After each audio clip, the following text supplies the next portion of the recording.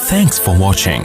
Don't forget to like, comment, share and subscribe to Mufti Tariq Masood, famous scholar. Mufti Tariq Masood speeches को subscribe करके bell icon पे जरूर click करें. जज़ाकल्लाह. जज्बाती लोग हैं जो ये बातें कर रहे हैं कि नमाज से तो मुसीबत टलती है, तो नबी के समझ में ये बात क्यों नहीं आई? आपने साहबा को हुक्म देते खड़े हो, बाजमात नमाज पढ़ो, तीर आएंगे, देखा जाएगा, शहीद हो जाए, कोई मसला नहीं, नमाज पढ़ के दुआ मांगेंगे, सब सेट हो जाएगा.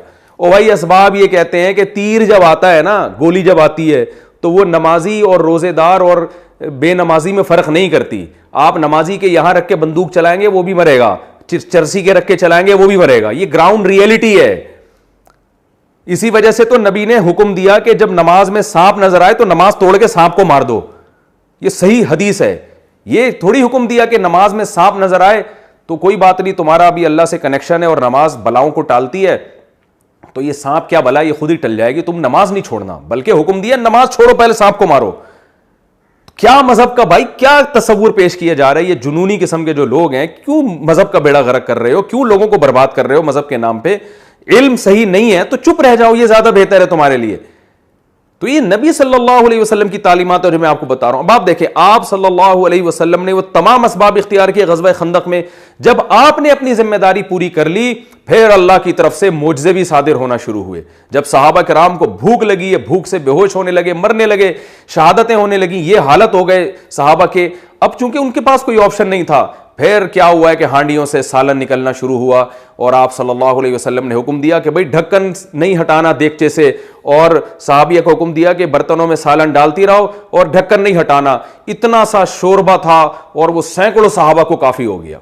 अब अल्लाह की तरफ से मोजज़े हुए हैं, अब अल्लाह की मदद आई है. आप अपनी जिम्मेदारी भाई पूरी करो, चाहे वायरस के बारे में हो, चाहे वो कोरोना वायरस के बारे में हो, चाहे वो सेहत के बारे में हो, चाहे वो डिफेंस के बारे में हो. अपनी जिम्मेदारी आपने पूरी एहतियाती तदाबीर करनी है.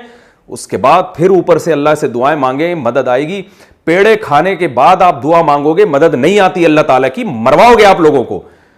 तो यही हो रहा है. आप जो है ना इस तरह की फजूल किस्म की बातें, जो बेरोजगार कमबख्त घर में पड़ा हुआ है उसको कहा जाता है कि जाओ यार कुछ पढ़ो लिखो, कुछ काम करो. नहीं जी, रिस्क तो अल्लाह के हाथ में. मैं देखता हूं, हमारे यहां एक शुगर के मरीज थे, होटल में बैठे हुए चाय पी रहे, चीनी आई तो चाय में चीनी डाल रहे हैं. एक आदमी ने उनको कहा कि हजरत आप शुगर के मरीज हो, चीनी डाल के पी रहे हो. उन्होंने कहा भाई जान, मौत जिंदगी अल्लाह के हाथ में है, जब मारना अल्लाह है, बचाने वाला. बचाने वाला कौन है? अल्लाह है. तो मैं उस वक्त छोटा था, मुझे शुरू से ही बेअक्ली की बातें समझ में नहीं आती अल्हम्दुलिल्लाह. तो मेरा दिल चाहा कि मैं उनसे बोलूं कि मारने वाला भी अल्लाह ही है. एक बात कर रहे हो कि बचाने वाली ज़ात अल्लाह की है, तो क्या ये जितने लोग जो मरते हैं ये किसने मारे होते हैं? गवर्नमेंट ने मारे होते हैं या किसने मारे होते हैं? अल्लाह ही मार रहा होता है सबको. तो जो बचाने वाला है वो भी अल्लाह है और मारने वाला भी अल्लाह है. और अल्लाह का कानून यह है कि जो कोशिश करता है अक्सर उसको बचा लिया जाता है, जो कोशिश नहीं करता वो अक्सर मर जाते हैं. आप देखें, यूरोप में लोगों की जो तबई उम्र है ना वो बढ़ गई है, इसलिए कि वो अपनी सेहत का बहुत ख्याल करते हैं, इसलिए उनकी जो बूढ़े बहुत देर से होते हैं. हमारे यहां 60 साल के आदमी को देखो आप. मैं तो सफर मेरे बाहर मुल्कों के शुरू हो रहे हैं, बहुत कुछ हमने उन मुल्कों के बारे में सुना हुआ था, लेकिन जब वहां जाके देखा तो बिल्कुल अपोजिट पाया हमने. उन लोगों की सेहतें बहुत, वो तो वायरस आ गए, वो तो अल्लाह का अजाब बन के जिसने पूरी दुनिया में तबाही मचा दी है, लेकिन जर्नली उन लोगों की सेहतें बहुत अच्छी हैं, उम्रें उनकी लंबी हैं. वजह उसकी ये कि वो ख्याल 60 साल में तो वो बाज उनमें ये कहते हैं कि अब तुमने जीना शुरू किया है. हमारे यहां 60 साल के आदमी का हाल देखो आप, तोंदें निकली हुई हैं और उसकी शुगर का मरीज होगा, ब्लड प्रेशर का मरीज होगा और गुर्दे उसके फेल हो चुके होंगे. हमारे एक दोस्त हैं कैंसर के बहुत बड़े स्पेशलिस्ट हैं, यूके में होते हैं, मैं इनका कई दफ़ा तारुफ करवा चुका हूं, और हैं पाकिस्तानी, बड़े नेक आदमी हैं. कहते हैं कि मुझे कहने लगे कि यार मुफ्ती साहब, पाकिस्तान के बारे में रिपोर्ट ये थी कि यहाँ कैंसर के मरीज़ बहुत कम हैं और यूएसए में और यूके में बहुत ज़्यादा हैं. तो कह रहे मैं बड़ा खुश होता था कि चलो एक मरज़ तो ऐसा है पाकिस्तान में जो बहुत कम है और दुनिया में ज़्यादा है. कहने जब मैं पाकिस्तान आया और मैंने हस्पतालों का विज़िट किया तो पता चला कि यहाँ कैंसर की बीमारी बहुत ज़्यादा है, सिर्फ ज़्यादा नहीं, बहुत से भी ज़्यादा है.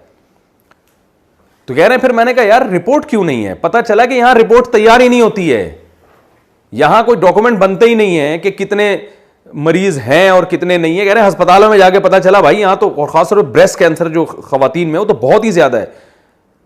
तो वजह क्या है भाई? ये क्या शरीयत की तालीमात हैं? क्या सहाबा ऐसे थे? Thanks for watching. Don't forget to like, comment, share and subscribe to Mufti Tariq Masood Speeches channel.